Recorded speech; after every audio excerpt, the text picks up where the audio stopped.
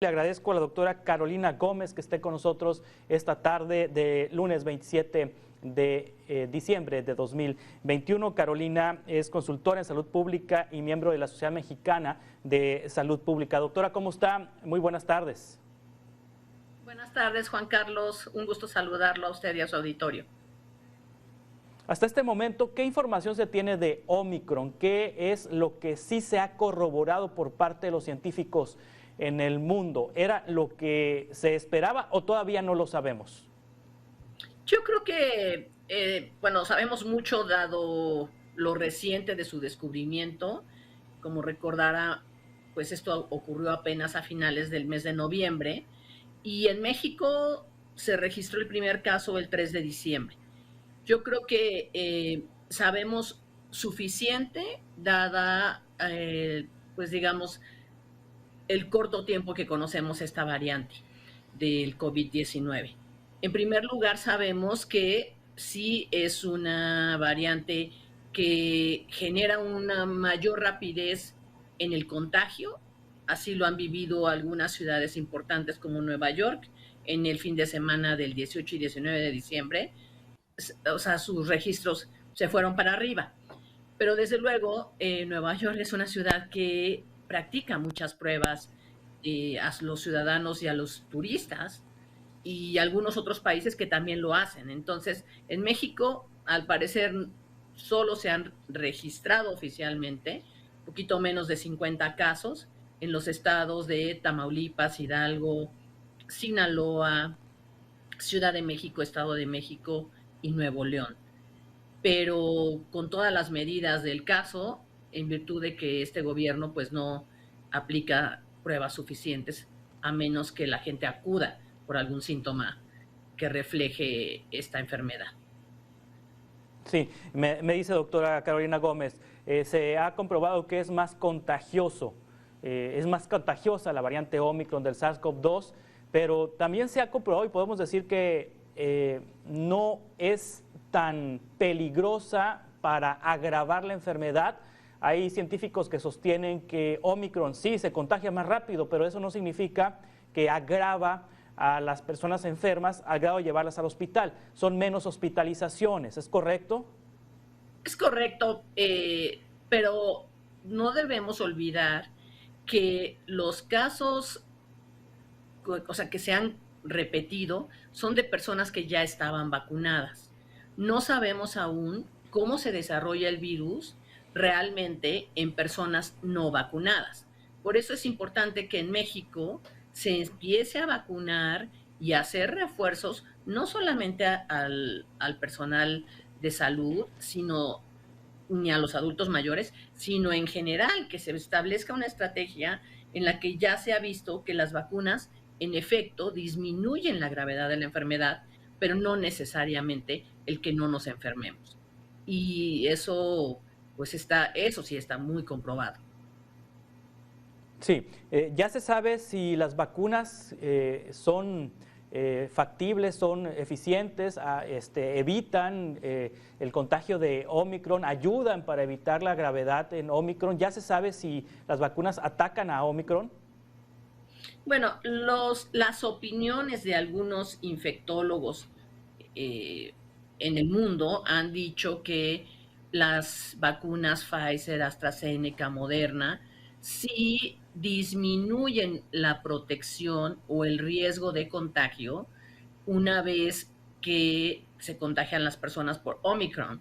Por eso es tan importante insistir en que las medidas de sana distancia, del uso del cubrebocas, el no acudir a lugares encerrados, de tratar de mantenerte en una sana distancia prudente, no llegar a lugares muy concurridos, porque es posible que las vacunas te protejan relativamente del contagio.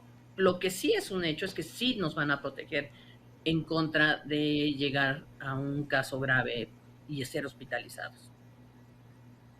Pero Los casos de Omicron en el mundo se han reportado como cientos de miles en países, muchos casos en Europa, muchos casos en Estados Unidos, y en el caso de México apenas van 40. ¿Por qué aquí son menos y en otros países son más? ¿Es por el número de pruebas que se practican o hay alguna condición genética que a los mexicanos les blinde del Omicron? No, no nos blinda nada diferente, los organismos son idénticos. Lo que sí tenemos es una desafortunada decisión de no aplicar pruebas suficientes. En los aeropuertos, por ejemplo, todo el mundo se traslada.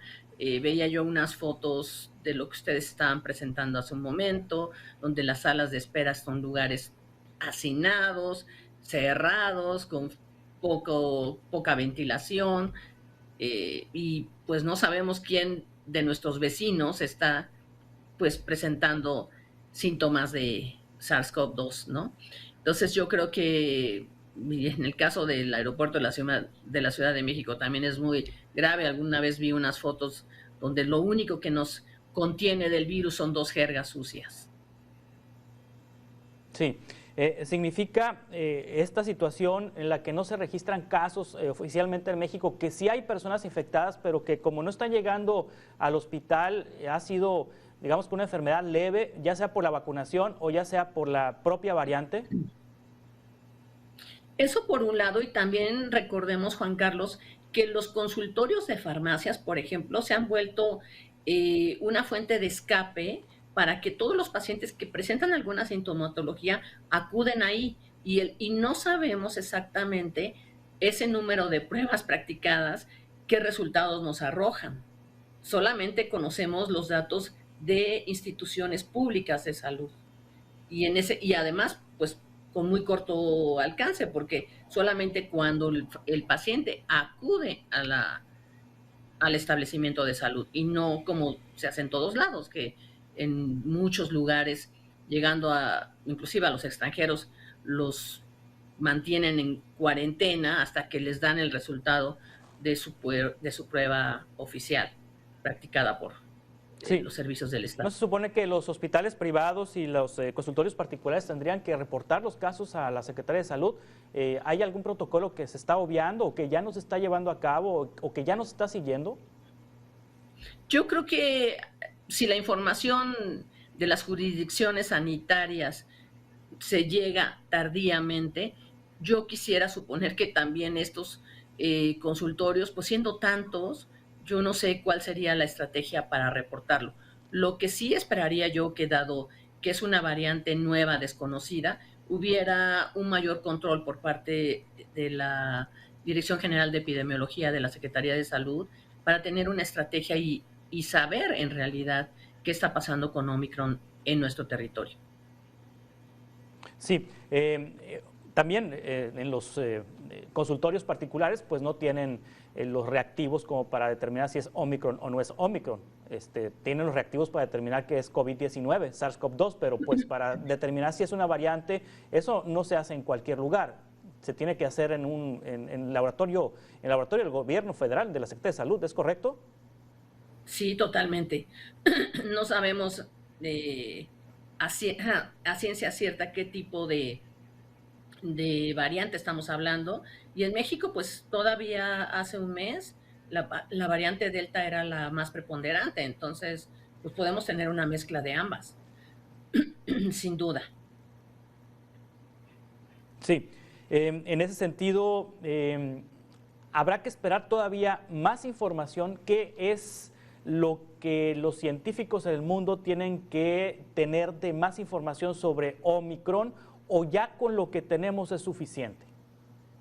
Yo creo que sí hay que esperar, particularmente los avisos de la Organización Mundial de la Salud, que es pues la instancia de salud por excelencia entre los países de las Naciones Unidas, y no olvidar que pues todo ha sido tan rápido que afortunadamente ya contamos hasta con vacunas que pueden protegernos de enfermedad grave. Entonces creo que los científicos nos darán mayor información y mucho más puntual en las próximas semanas, estoy segura.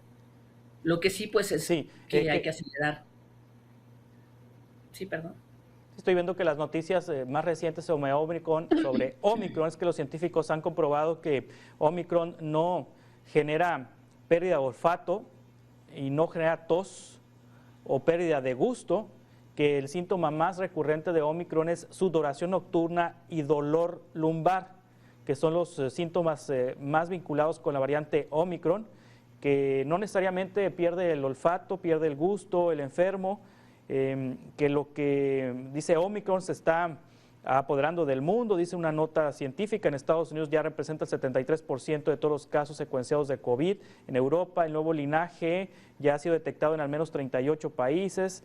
En México, bueno, diste esta nota, son 23 los que se tienen confirmados, aunque hay datos de que habría 40, y que los investigadores están detectando que los síntomas son fatiga, dolor de cabeza, de cuerpo, dolor de garganta, tos ocasional y sudoración nocturna en exceso. Porque muchas personas creen que tienen, o más bien sospechan de COVID cuando pierden el olfato o el gusto. Entonces Omicron está también de alguna manera engañando y pudiera confundir con un resfriado común las personas que tengan Omicron, doctora.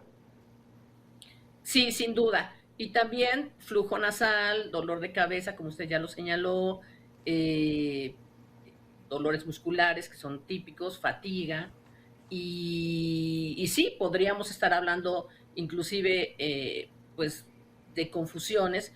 Inmediatamente que uno tiene síntomas respiratorios en esta época, lo más prudente es acudir al médico y que el médico disponga o decida si debemos hacernos una prueba rápida, una prueba PCR, dependiendo la gravedad de los síntomas. Pero en efecto, no necesariamente debe presentar tos ni fiebre, como sucedía con las otras variantes. Y eso es Sí. lo preocupante también en los grupos etarios de los menores de edad. Entre 5 a 12 años, los niños en esta época padecen muchísimas enfermedades respiratorias que pudieran ser también Omicron, porque muy pocos han podido viajar a otros países, o al menos a los Estados Unidos, a vacunarse. Entonces hay que estar muy alerta Sí. de los síntomas que presentan los menores de edad. Doctora Carolina Gómez, consultora en salud pública y miembro de la Sociedad Mexicana de Salud Pública, muchas gracias por tomar esta entrevista. Estamos en contacto para seguir conversando sobre este tema. Claro que sí, Juan Carlos, cuídese mucho.